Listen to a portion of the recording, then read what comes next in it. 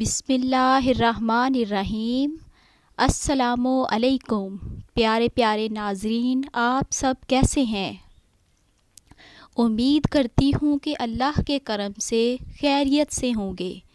تو میرے پیارے پیارے ویورز، آج کے دن میں آپ کے لیے حضرت علی رضی اللہ تعالیٰ عنہ کے اقوال مبارک لے کر آئی ہوں۔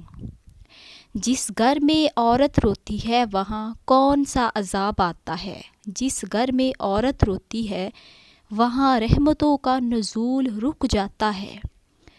پیارے پیارے ناظرین، پیارے پیارے ویورز، لسنرز، دراصل بات یہ ہے کہ مرد ہو یا عورت، اللہ عز و جل صبر کرنے والوں کو پسند فرماتا ہے۔ قرآن پاک میں ارشاد ربانی کچھ یوں ہے، ان اللہ مع صابرین، اللہ صبر کرنے والوں کو پسند فرماتا ہے۔ تو پیارے پیارے ویورز، زندگی میں مشکلات پارٹ آف لائف ہے، لیکن میری آپ سب سے گزارش ہے کہ مشکلوں کے باوجود آپ صبر کا دامن مت چھوڑیے۔ 5 چیزوں کی 5 جگہوں پر حفاظت کرو۔ محفل میں زبان کی، بازار میں آنکھ کی، نماز میں دل کی، دسترخواں پر پیٹ کی، نگاہ میں حیا کی۔